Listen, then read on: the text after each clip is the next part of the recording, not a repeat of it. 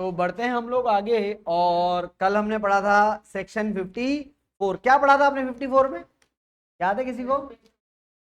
देखो 54 में बेचना क्या है, रेसिडेंशियल हाउस प्रॉपर्टी। खरीदना क्या है, कितने टाइम में खरीदनी है। दो चीजें उसमें कि नया मकान आप बनवा रहे हैं या बना बनाया खरीद रहे हैं। अगर आप बनवाएंगे तो कहां से, पुराना मकान जिसने बेचा है वहां से 3 साल, ठीक है। और अगर आप बना बनाया खरीद रहे हैं तो बिल्कुल 1 साल पहले 2 साल बाद, ये काम आपको करना है, ठीक है। और ना आप कुछ कर पा रहे हैं, बिल्कुल निहायत ही निकम्मे लोग हैं, है ना भाई। आपको ना तो निहायत ही निकम्मा तो मेरे को नहीं बोलना चाहिए, ज्यादा हो गया थोड़ा सा।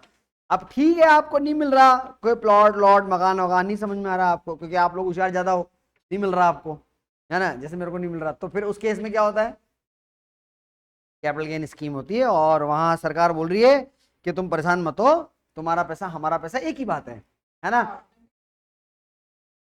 अरे तू छोड़, मेरे को मतलब इसमें, हाँ।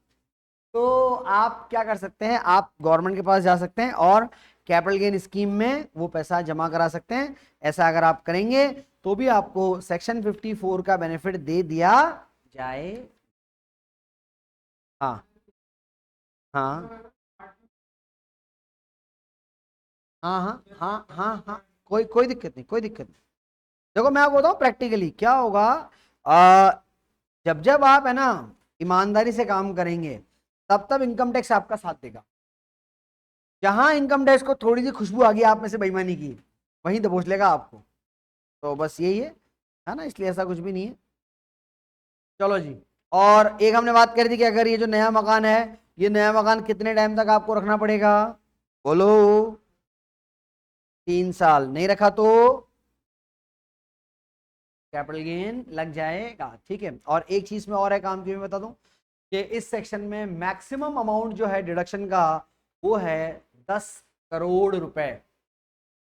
10 करोड़ डिडक्शन, अगर एग्जाम्पशन, सॉरी, जो मैक्सिमम एग्जाम्पशन आप ले सकते हो, कितने ले सकते हैं इसमें, 10 करोड़ की ले सकते हैं। देखो आप लोगों के लिए बस है, आपको छोड़ के हम सबके लिए 10 करोड़ काफी है। मैं आपकी तो बात कर ही कहाँ रहा, आप सेठ जी हो, हम छोटे छोटे आदमी, हमारे लिए 10 करोड़ बहुत है, ठीक है।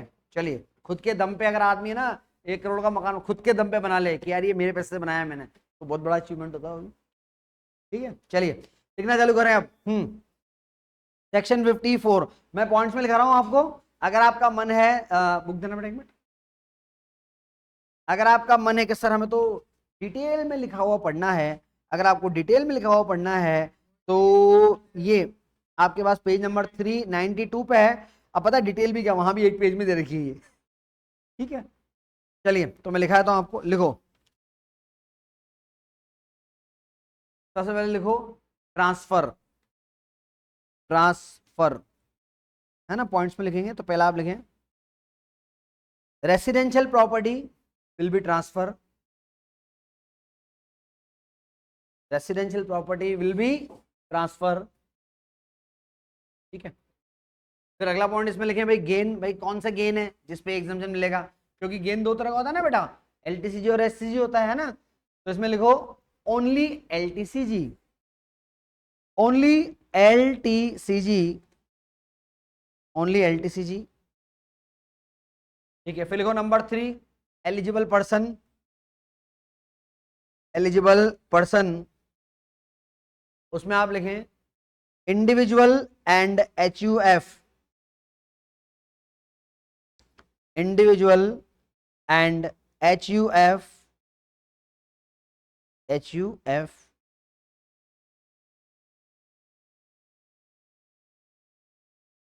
फिर लिखो आगे, आगे लिखो ट्रांसफर एसेट्स, नहीं ट्रांसफर तो लिख लिया, परचेज एसेट लिखो, परचेज एसेट, परचेज एसेट। तो इसमें आप लिखें residential house property, residential house property, residential house property in the case of construction, in the case of construction In the case of construction, construction must be completed. Construction must be completed from the construction must be completed from the 3 years 3 years 3 years, and in the case of purchase, in the case of purchase in the case of purchase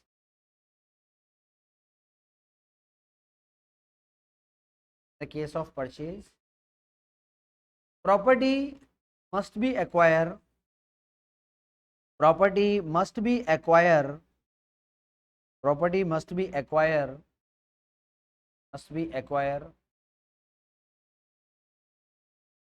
property must be acquire 1 year before the date of transfer, 1 year before the date of transfer,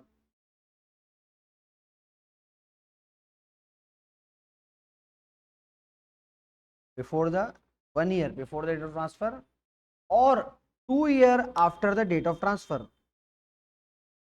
2 year after the date of transfer.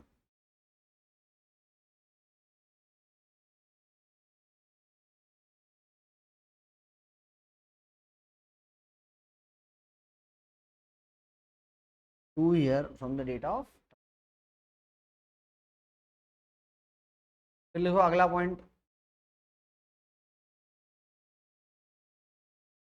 Alternate way alternate way alternate way इसमें आप लिखें, alternate way में आप लिखो, alternate way में आप लिखो, SSC can deposit the amount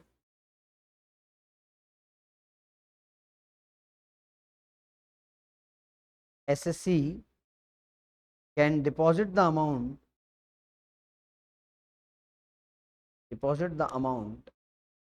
in the capital gain scheme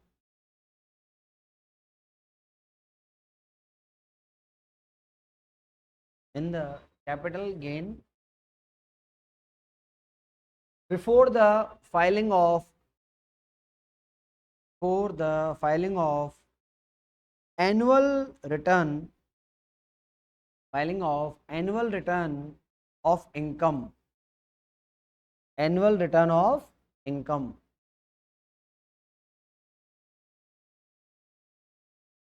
bracket में लिखो normally 31 July,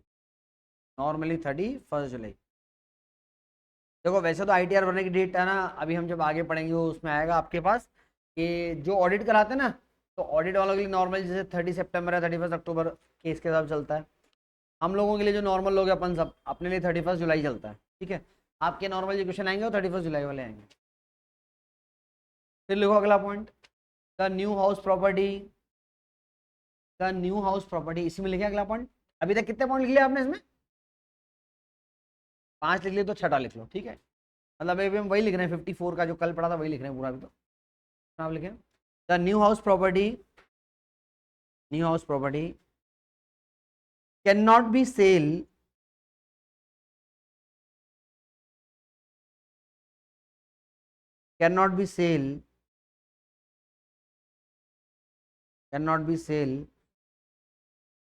cannot be sold ना, सॉरी सेकंड फॉर्म लग जाए, इंग्लिश वीक है मेरा बहुत, कैन नॉट बी सोल्ड, ठीक है। For the next 3 years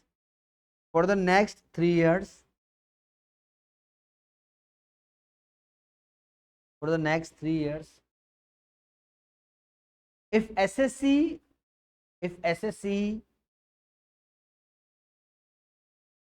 SSC not follow this condition,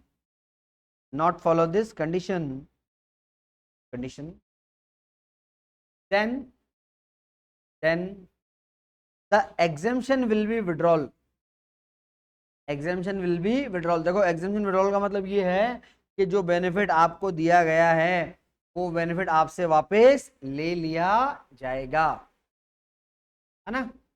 जो बेनिफिट दिया है वो बेनिफिट वापस ले लिया जाएगा। फिर लिखे अगला पॉइंट, कौन लिखे बेटा?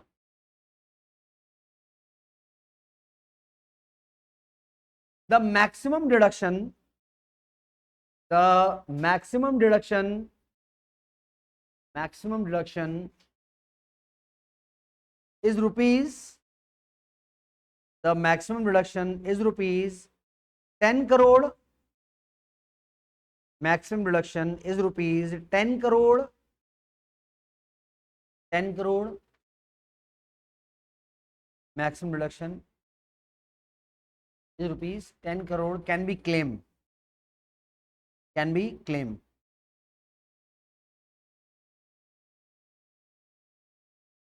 फिर एक पॉइंट आप इसमें और लिखो, एक पॉइंट और भी अच्छा हमारे पास लिखे उसमें, if SSC want to claim, if SSC want to claim, SSC want to claim deduction, SSC want to claim deduction on the construction of, on the construction of 2 houses, 2 houses,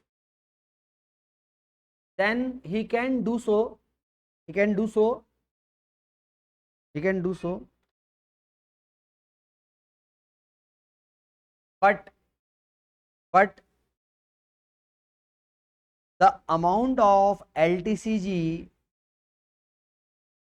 amount of LTCG, LTCG, amount of LTCG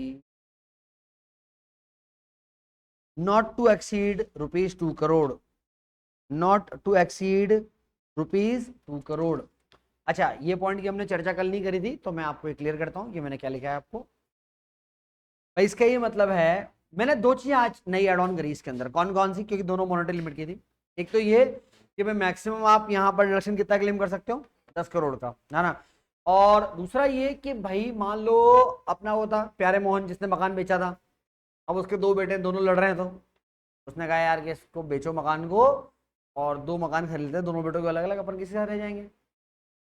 तो 2 मकान बन गए। तो अब बात ये होती है कि यार 2 मकान बन रहे हैं, तो जो डिडक्शन, जो एग्जम्पशन है, क्या वो दोनों मकानों में मिल जाएगी? बिल्कुल मिल सकती है आप, क्योंकि देखो आजकल इंडिया में कल्चर है न्यूक्लियर फैमिली का, बन रहे हैं 2-2 मकान एक के। तो आप 2 मकान बनवा सकते हो, दोनों पे आप एग्जम्पशन ले सकते हो, लेकिन आपका मेन जो LTCG था वो 2 करोड़ से ज्यादा नहीं होना चाहिए।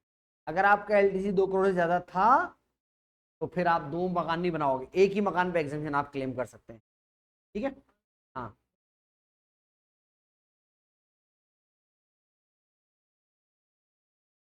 सब में खुलता है, सब में खुलता है, पर नॉर्मली नेशनलाइज बैंक में ज्यादा होता है ये। हाँ, नहीं मिलता, जहां तक मेरे को ध्यान नहीं मिलता इसमें। चलो, ये समझ में आ गया अपने को, बात बैठ गई खोपड़ी में, पक्का। हाँ, अगर बोल बोल।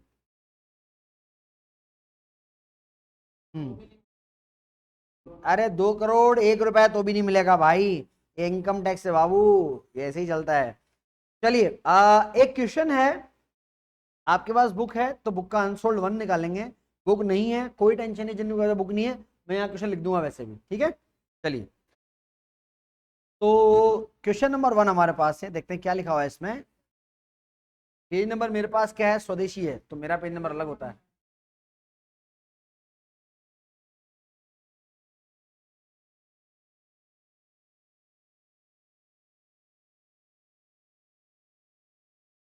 क्या नहीं होता है ना, मैं बताऊँ ना क्या होता है, मैं आपको बताऊँ। जहाँ रेसिडेंशियल कॉलोनी पुरानी रहती है ना, फिर धीरे धीरे लोग क्या उसको कमर्शियल करते हैं, तो वो रेसिडेंशियल का रेट कमर्शियल बन जाता है पूरा। लोग क्या करते हैं कि मान ले मैंने को मकान लिया 20 लाख का और 20 एक साल पहले लिया था, अब वो मान ले 2 करोड़ का हो गया। कह रहे काम करते हैं 2 करोड़ मकान बेचते हैं, 70-80 लाख में दूसरा मकान, बढ़िया 80 लाख में बढ़िया मकान आया था, कोई दिक्कत नहीं। करोड़ 1.25 करोड़ बचेगा आपका यार, वो 1.25 करोड़ पे तो 1 महीने का ब्याज ही लाख रुपया जाएगा, साला काम करने की जरूरत नहीं आपको तो। बैठे बैठे खाएंगे ना। जैसे इसकी दुकान है, इसकी दुकान 2 करोड़ से ऊपर की है, हाँ कम से कम 2 करोड़ से ऊपर की है इसकी दुकान। चल रहे हैं बेटे की तेरे तो वाला, तेरे तो 50 100 के सामने, तेरी कहाँ पर है फिर। 2 करोड़ काम नहीं करे तो 2 लाख कमाई कर रहा है। मेरे पास तो, मैं तो टीचर आज, मेरे पास कहाँ पैसे हैं यार। चलो क्वेश्चन नंबर 1, देखो मैं हूं अध्यापक, सीधा साधा भोला वाला टीचर, मेरे पास पैसे नहीं है ज्यादा। हाँ हाँ। हम्म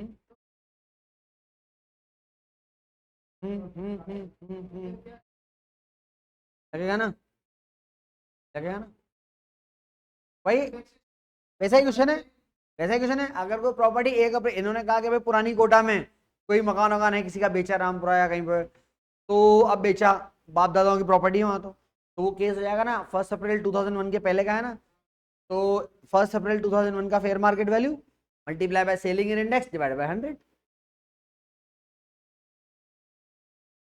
नहीं, मैं अभी आपको आगे इसमें एक चीज और बताने वाला हूँ, वो ये, एक होता है स्टाम्प ड्यूटी वैल्यूएशन। आपने बोला है तो मैं क्वेश्चन रोक के भी आपको बताता हूँ आप सबको। एक वैल्यूएशन होता है, वो होता है SDV, स्टैम्प ड्यूटी वैल्यूएशन। ये मैं आपको थोड़ा क्लियर कर दूं यहाँ पे, बात समझना। मान लो मकान है 20 लाख का, मैंने अपना मकान आपको बेचा 1.5 करोड़ में,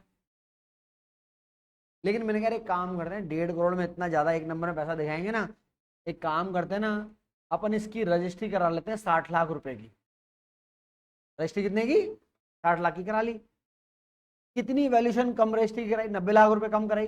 बोले सर इससे क्या फायदा होगा, बात को समझना।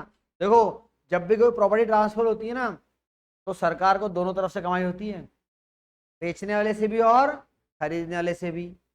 कैसे? सुनो, जो बेचेगा उसको कैपिटल गेन होगा, सरकार उस पर कैपिटल गेन झपटेगी, है ना। और जो खरीदेगा वो रजिस्ट्री कराएगा 8% से स्टाम्प ड्यूटी उससे और ले लेगी। तो जो बेचता है और जो खरीदता है, सरकार दोनों से कमाती है। आप समझो, अगर आपने प्रॉपर्टी 20 लाख की बेची कितने में? 1.5 करोड़ में। आपने रजिस्ट्री कितनी की कराई? आपने सरकार को बोला कि सर हमारा सेलिंग प्राइस 60 लाख है, खाली आपका जो बनता है कैपिटल गेन आप ले लो। सेलर ये बोलेगा, बायर बोलेगा कि सर 60 लाख में खरीदी है, 8% रजिस्ट्री का चार्ज लगता है, 8×48, 4,80,000 रुपए लग गए रजिस्ट्री के आपके। जबकि एक्चुअली ये सौदा हुआ कितने में? शपथ लगा दी, सुनते जा, आपने सरकार को शपथ लगा दी 1.5 करोड़ की प्रॉपर्टी का रजिस्ट्रेशन कितने में करा? 60 लाख में। कितनी वैल्यू से कम? 90 लाख। तो एक तो 90 लाख पे जो कैपिटल गेन बनता है वो कम आएगा, वो खा गया आप सरकार का। 90 लाख पे 8% से लगता है स्टैम्प ड्यूटी, 8×9 = 72, 7,20,000 लटका गया आप। सरकार ने कहा ये क्या हो गया, तो पागल में दिया सालों ने अपने को मिल गया, है ना। तो तुम है ना सरकार को उल्लू नहीं पटा सकते हैं, नहीं पटा सकते। मैं आपको उसका रीजन बताता हूँ। रीजन क्या है, क्यों नहीं पटा सकते आप उल्लू? क्योंकि सरकार ने एक एक गली मोहल्ले कोने की स्टैम्प ड्यूटी वैल्यूएशन दे रखी है इंटरनेट पे। आप गूगल में टाइप करके देख लो जिस गली मोहल्ले में आप रह रहे हो ना, वहां की रेट क्या है। तो गवर्नमेंट ने कहा जो रेट हमने दी है रजिस्ट्रेशन उसी वैल्यू पे होगा, है ना। 10% का उसमें मार्जिन रहता है, वो मैं आपको बताऊंगा आगे जाके, लेकिन उसी वैल्यूएशन में आपको करना पड़ेगा। मान लो आपने प्रॉपर्टी 1.5 करोड़ की बेची है, तो उस प्रॉपर्टी का रेट आप 60 लाख रुपए नहीं बता सकते हैं। आप जब उसका स्टैम्प ड्यूटी वैल्यूएशन निकालोगे ना, तो 1.5 करोड़ में आपने बेची ना, तो लगभग आप मान लो 1.25 करोड़, 1,30,00,000 इसके आसपास आएगा वो वैल्यूएशन। तो सरकार बोलेगी, तुम्हारे कागज फाड़ के फेंक देगी, बोले 60 लाख का, बट पागल मत बना। कम में नहीं बस, कम में। मान लो आपने 1.5 करोड़ की प्रॉपर्टी का वैल्यूएशन 2 करोड़ पे कराया, सरकार ने कहा ठीक है करो, हमारा क्या दिक्कत है, आपका पैसा है। देखो 1.5 करोड़ का सौदा अगर आप 2 करोड़ पर रजिस्टर करते हो, 2 करोड़ पर रजिस्टर कराते हो, सरकार को तो फायदा है, सरकार को कैपिटल गेन भी ज्यादा मिलेगा, और जिसने खरीदा है वो ज्यादा स्टैम्प ड्यूटी भी पे करेगा, सरकार को दोनों तरफ से फायदा है, क्या दिक्कत है। लेकिन नॉर्मली लोग क्या करते हैं, जितने में आपने एक्चुअल सौदा किया ना बेटा, उससे कम पे रजिस्ट्री कराते हैं, कम पे रजिस्ट्री कराते हैं। हाँ, अरे मैंने क्या बोला आपको, स्टैम्प ड्यूटी वैल्यूएशन सरकार ने एक एक गली मोहल्ले का गूगल पे डाल रखा है, यानी हाँ स्क्वायर फीट दे रखा है। आप आपकी गली मोहल्ले का खोल के देख लो, आपको पता पड़ जाएगा। अब वो वैल्यूशन है, तो उस वैल्यूशन के आसपास, जैसे अभी इस साल कोटा का ही बढ़ने वाला था एसजीवी, लेकिन क्योंकि इंडस्ट्री इतना सही नहीं काम कर रही कोटा की, तो इसलिए नहीं बढ़ा। आसपास के एरिया का बढ़ गया, एयरपोर्ट वाली जमीन थी ना, उधर का एसजीवी बढ़ गया सारा, बढ़ेगा। तो सरकार बहुत स्मार्ट लोग बैठते हैं सरकार में। तुमको क्या लगता है सरकारी कर्मचारी पागल होते हैं? अभी बहुत स्मार्ट होते हैं, तुमको पता नहीं। चलो, तो अब हम चलते हैं क्वेश्चन नंबर 1 पे। ये टॉपिक हम लोग पढ़ेंगे आगे जाके, एसजी वाला टॉपिक है, ठीक है। चलिए, हाँ जी, क्वेश्चन नंबर 1। मैं क्वेश्चन की समरियां लिख दूंगा बेटा, है ना। इसमें लिखा हुआ mister Ram Niwas purchase a house property. ओ भाई साहब, राम निवास अंकल ने 15 जुलाई 1989 को एक प्रॉपर्टी खरीदी है। कितने में खरीदी है 15 जुलाई को उन्होंने? 38,000 में खरीदी। बहुत बढ़िया अंकल हैं तो। The following expense were incurred by him for making the additional alteration. कुछ खर्चे और किए उन्होंने, बोला है ना। एक तो आपने कुछ कंस्ट्रक्शन कराया है, कब कराया है? 95 96 में कराया आपने कंस्ट्रक्शन। उस पर कितने पैसे लगे आपके? उस पर लगे हैं आपके 55,000, है ना। पहली मंजिल बनवाई है आपने, फर्स्ट फ्लोर, वेरी गुड। फिर दूसरे बेटे के लिए एक और बनाई 2005-06, 2005-06 में इन्होंने सेकंड फ्लोर बनाया बेटा। कितना पैसा लगा उसमें? 170। फिर उन्होंने फिर से ही कराया मकान में, रिकंस्ट्रक्शन कराया और चेंजेस कराए 12-13 में।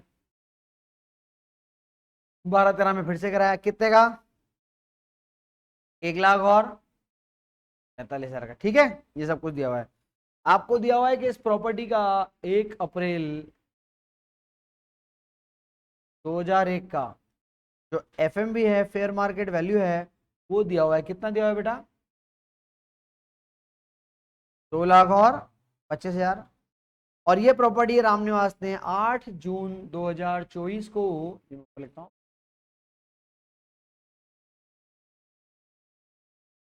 ये प्रॉपर्टी इन्होंने बेच दी, सेल कर दी। कितने में सेल करी बेटा? ओ भाई साहब, 35 लाख में सेल करी है।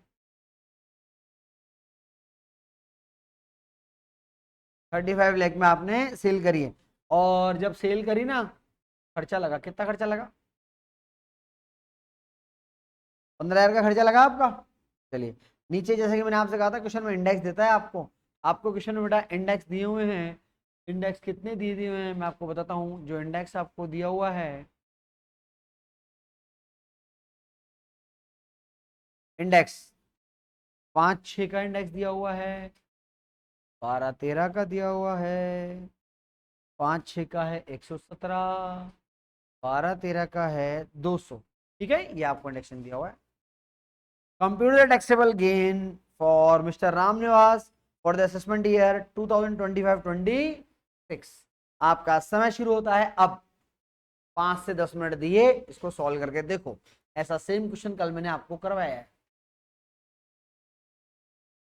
देखो, तो आपको दिया मैंने क्वेश्चन, लगभग 10 मिनट मैंने आपको दिए। हम लोग 1 on 1 चलते हैं। सबसे पहले मुझे बताओ, क्वेश्चन में हेडिंग कितने बच्चों ने लिखा है? चलो, हेडिंग लिखा है। हेडिंग भी लिखने की आदत डालो, पता लगे नहीं तो हेडिंग लिखना ही भूल जाऊंगा एग्जाम में, है ना।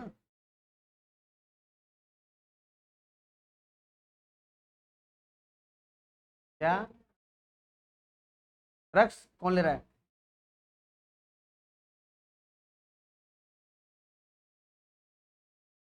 सही बात। चलो, तो सबसे पहले आपका सेल प्रोसीड लेंगे। आज कलर चेंज है, बहुत टाइम हो गया एक ही कलर में पढ़ाते पढ़ाते यार। चलो, सबसे पहले आपका सेल प्रोसीड। आपने एसेट सेल करा ना, कितने में सेल करा है? 35 लाख में। चलो जी, तो ये आपने सेल करा 35 लाख में। माइनस करेंगे, क्या माइनस करेंगे यहाँ पे? सबसे पहले आप ट्रांसफर एक्सपेंस। कितना है ट्रांसफर एक्सपेंस? 15,000। तो ट्रांसफर एक्सपेंस हमने माइनस किया 15,000 का। कितना बचा अभी आपके पास? 34 लाख एंड 85,000। इसको क्या बोलते हैं? इसको बोलते हैं नेट सेल प्रोसीड। क्योंकि आपका मकान 1 अप्रैल 2001 के पहले का है, इसलिए आपको निकालना पड़ेगा, क्या निकालना पड़ेगा भाई, इंडेक्स कॉस्ट ऑफ एक्विजिशन। 2001 के पहले का है, फॉर्मूला आता है या तो कॉस्ट या fair market value, whichever is higher. दोनों में से क्या हायर है आपका? ये 15/7 को खरीदा 38 में, लेकिन इसका जो फेयर मार्केट वैल्यू है 2.25 लाख है, तो 38,000 लूँ या 2.25 लाख ले लूँ? 2.25 ले लूँ ना भाई, जो ज्यादा है वो लोगे ना, whichever is higher, multiply by previous year index. ये आपको याद रखना पड़ेगा 363 है, और अगर कोई एसेट्स अप्रैल 2001 के पहले की तो इंडेक्स आता है 100। लो बताओ कितना आ रहा है मल्टीप्लिकेशन? 816750, ये हो गया पहला काम। फिर आते हैं अगले की तरफ। अगला आपका है, देखो जो जो काम होता है उसको काटते जाओ। ये खत्म हो गया अपना। ये इसका क्या करना है आपने, फर्स्ट फ्लोर का कंस्ट्रक्शन 91, इसको इंडक्शन किया नहीं किया आपने? किया नहीं किया?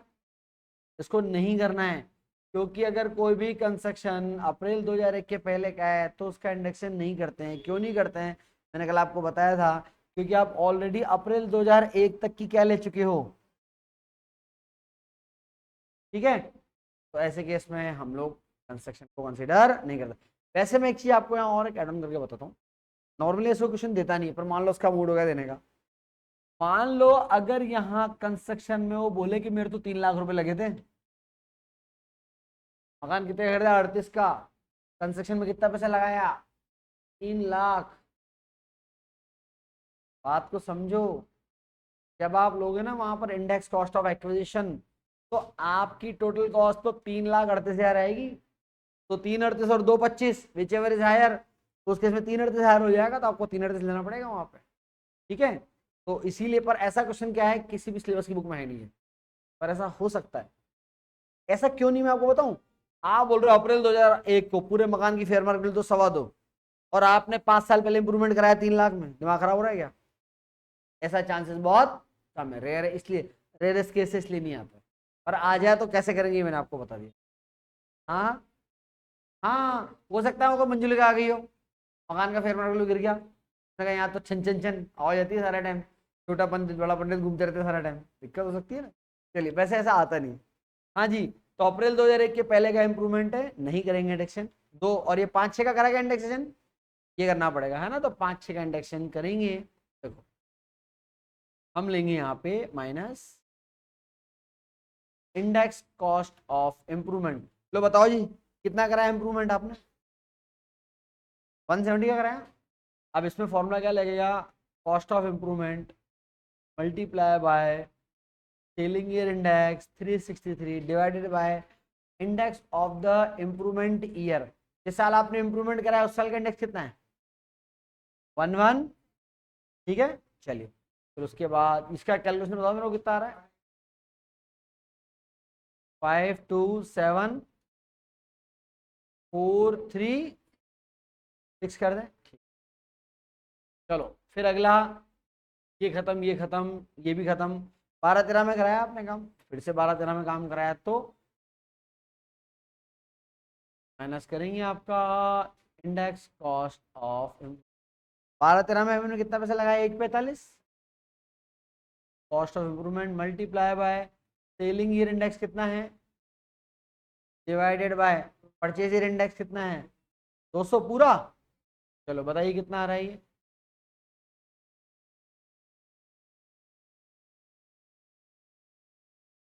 ठीक है, और कुछ बचा क्या? देखो जितनी इंफॉर्मेशन लिखी थी सारी काम में आ गई। ये 35 लाख काम में आ गया, ये 15,000 काम में आ गया, ये हो गया, ये हो गया, ये भी हो गया, ये भी हो गया, और ये भी हो गया, सब हो गया। चलो अब आप एक काम करो, ये नेट सेल प्रॉफिट 34,85,000 है, उसमें से 1, 2 और 3, तीनों को लेस करें। मुझे बताएं कितना कमाया आपने कैपिटल गेन, बताओ। 18,77,639, 630। चलो जी, that is the taxable L T कितने बच्चों का सही था आंसर ये? ठीक है। अब जिन बच्चों का क्वेश्चन गलत हुआ, आप लोगों को समझ में आया आपकी गलती कहाँ हुई? आप शेयर मार्केट, ठीक है, अपनी गलती कहाँ हुई? अपने घर से देखिए एक्सपेंस निकाल के। चलिए अपन ने जैन साहब अपना क्या गलती करी? शेयर मार्केट अपन ने, आपका सही था, आपने ये मैंने बताया, इसीलिए मैंने पहले डायरेक्ट नहीं कराया। तो अब आप देखो, कल मैंने क्वेश्चन डायरेक्ट करा दिया आपको, बना के करा दिया, ये ऐसा ही क्वेश्चन कराया था सेम, कि मुझे पता था आंसर लोन ऐसा ही है। तो एक तो मैंने आपको बना के करा दिया, दूसरा मैंने इसलिए आपको दिया कि आप देखो ये रियल फैक्ट है, आप खुद करते हो ना तो आप अटकते कर यहाँ आप क्या लेना है। तो अगर मैं इसको करा देता ना तो ठीक है, हमारा टाइम तो बच जाता, लेकिन आप कर नहीं पाते। ठीक है, मेरे ख्याल से अभी आ जाना चाहिए इसके अंदर अपने को। चलो ये हमारा क्वेश्चन नंबर 1 कंप्लीट हो गया, बढ़ते हैं आगे।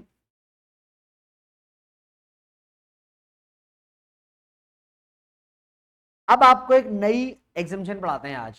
ठीक है, मिक्सअप हो जाएगा हमारे लिए। 50 कल पढ़ लिया, आज इसको लिख लिया, आज क्वेश्चन के लिए अब नया सेक्शन पढ़ेंगे हम लोग। लिखो 50F पढ़ेंगे, 50F, 54F, मेरा भी दिमाग घूम रहा है। 54F, 54F, ठीक है।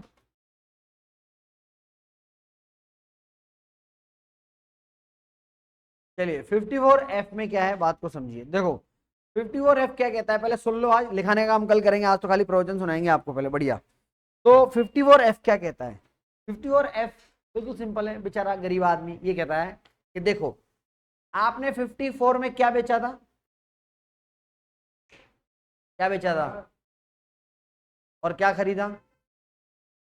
लेकिन मान लो किसी के पास पुराना घर नहीं है, मान लो आप लाइफ में नए नए कमाने लगे, सब आप काम कर रहे हैं, आपका पेरेंटल हाउस है, आपने पापा से कहा नहीं सर कि मैं अपने पैसे का मकान बनाऊंगा पापा, आपके पैसे का नहीं बनाऊंगा। पापा ने कहा ठीक है बना ले, मर्जी है तेरी। तो आप क्योंकि मेरे स्टूडेंट थे, शेयर मार्केट में इन्वेस्टमेंट था आपके पास, शेयर बेचे आपने, सर आ गया टाइम अब इनका, शेयर बेचे, उनसे मकान बना लिया, काम तो बढ़िया किया आपने, जिंदगी में सफलता करी आपने। तो पर बेचे क्या है आपने? शेयर्स बेचे, और शेयर्स बेच के क्या खरीदा है? धन खरीदा है। या मान लो आपके पास कोई ज्वेलरी थी, करते लोग ऐसा कहीं पर कि ज्वेलरी है, वैसे मेरे साथ होता है, गोल्ड को कभी बेचना चाहिए जिंदगी में, कभी मौका पड़े तो कभी मत बेचना, गोल्ड कभी बेचना ही नहीं चाहिए। गोल्ड ऐसा है जो पड़े पड़े अंडे देता रहता है आपके, अंडे इतने सारे हो जाएंगे, वो अंडे नहीं खा पाओगे तुम, वो मेन गोल्ड तो आप भूल जाओ, उसके अंडे इतने सारे हो जाएंगे आपके पास। मकान फिर भी इतनी फास्टिंग ग्रोइंग नहीं बढ़ेगा आपका, ना आपका गोल्ड बढ़ेगा। चलिए वो एक प्रैक्टिकल बात है। तो आपने कुल मिला के एग्जाम्पल ले लो, आपने गोल्ड बेचा और मकान खरीदा, तो आप सरकार को बोलोगे सर ऑब्जेक्ट तो मेरा ही मकान खरीदने का है, गोल्ड मैंने बेचा, मेरा ऑब्जेक्ट कमाने का थोड़ा ना, मेरे को मकान खरीदना है इसलिए मैंने बेचा। तो गवर्नमेंट ने कहा ठीक है भाई मान लेते तेरी बात, तेरे को 54 नहीं देंगे, तेरे को क्या देंगे? तेरे को देंगे 54F। क्या देंगे? ध्यान रखें 54F और 54 दोनों लगभग लगभग 90% सेम है, लगभग लगभग, माइनर से डिफरेंस है, मैं आपको बताता हूँ। 54F क्या कहता है? कुछ भी बेचो other than residential house property. क्या बोला मैंने? कुछ भी बेचो लेकिन other than residential house property. खरीदनी क्या है? Residential house property. कितने टाइम में खरीदनी है भाई? कि नहीं खरीदनी है तो जिस दिन ये ट्रांसफर किया उसके 3 साल के अंदर अंदर, सॉरी नहीं बनवानी है तो बाय डिफॉल्ट, नहीं बनवानी, कंस्ट्रक्शन करवाना है तो डेट ऑफ ट्रांसफर के 3 साल के अंदर अंदर आप बनवा लो। बनी बनाई लेनी है तो ट्रांसफर के 1 साल पहले या 2 साल बाद। बढ़िया है। नया मकान नहीं बेच सकते, वहां भी नहीं बेच सकते, यहाँ भी नहीं बेच सकते, कितने साल तक? 3 साल तक। सेम पॉइंट, वो भी ये था, यहाँ भी यही है कि नया मकान आप 3 साल तक नहीं बेच सकते। लेकिन यहाँ चेंज क्या है? एक तो चेंज मैंने आपको पढ़ा दिया, आपने सेल क्या कराओ, any capital assets other than residential house property, एक तो ये फर्क है। दूसरा क्या फर्क है बेटा? दूसरा फर्क ये है आपका कि वहां पर तो है ना, यूं होता है कि जैसे मान लो कि आपका क्वेश्चन में कैपिटल गेन आ रहा है 18 लाख, इसी क्वेश्चन में सिखाता हूं मैं। मान लो आपका कैपिटल गेन कितना आ रहा है 18,77,639। आपको बताया जाता है कि ये जो मिस्टर क्या नाम है भाई साहब का, राम निवास, बोले राम निवास जी ने एक नया मकान खरीदा है, कितने का खरीदा है? 15 लाख का खरीदा। अच्छा, अभी आपने क्वेश्चन खत्म किया, उसमें आपने रेसिडेंशियल हाउस ही बेचा है। और मैं एक पॉइंट और जोड़ रहा हूँ कि यार मकान बेच के नया मकान खरीद लिया, तो आप बोलोगे सर मकान बेच के मकान खरीदा है, इस बंदे को क्या दे दो, एग्जाम्पशन दे दो। सेक्शन 54 का नया मकान कितना खरीदा, 15 लाख का, कितने का एग्जाम्पशन मिल जाएगा, 15 लाख एग्जाम्पशन दे दो। अभी कितना कैपिटल गेन बचता है, 377, ये कैपिटल गेन बचता है। यानी कि सेक्शन 54 में आप जितने का मकान खरीदते हो ना बेटा, पूरा का पूरा एग्जाम्पशन मिल जाता है। 54F में ये एग्जाम्पशन, मान लो आपने 15 लाख का मकान खरीदा, इसका एक फॉर्मूला दिया है गवर्नमेंट ने कहा वो फॉर्मूला लगाना और उस फॉर्मूले से आप एग्जाम्पशन का अमाउंट निकालना। तो 54 एक का एफ का फॉर्मूला है। बोले सर क्या फॉर्मूला है बताओ। फॉर्मूला बहुत आसान है, LTCG divided by net cell proceed multiply by investment in the new house, investment in the new house, ये फॉर्मूला है। तो 54F का क्या फॉर्मूला भैया, एग्जाम्पशन देने का LTCG upon net cell proceed multiply by investment in the. वैसे major change तो बस यही दो हैं बस, बाकी और कोई चेंजेस नहीं है, ठीक है। तो दोबारा रिकॉल कर लें फटाफट। पहली बात तो किसको मिलता है भाई, इंडिविजुअल और HF को मिलता है। क्या बेचना है, any assets other than residential house property, लेकिन खरीदना क्या है, रेसिडेंशियल हाउस प्रॉपर्टी। अगर आपको बनवाना है डेट ऑफ ट्रांसफर के 3 साल के अंदर अंदर बनवा लो। अगर आपको बनाया बनाया लेना है डेट ऑफ ट्रांसफर के 1 साल पहले या 2 साल बाद, इस टाइम पीरियड में आप उसको खरीद लो। कितने साल तक नया मकान नहीं बेच सकते भाई, 3 साल तक नहीं बेच सकते, बढ़िया बात है, 3 साल तक नहीं बेच सकते, ठीक है। बस ये ध्यान रखना, यहाँ पर एग्जाम्पशन का फॉर्मूला होता है LTCG upon net cell proceed multiply by investment in the, ठीक है। कुछ माइनर चीजें और हैं वो आपको नेक्स्ट क्लास में पढ़ा, ठीक है।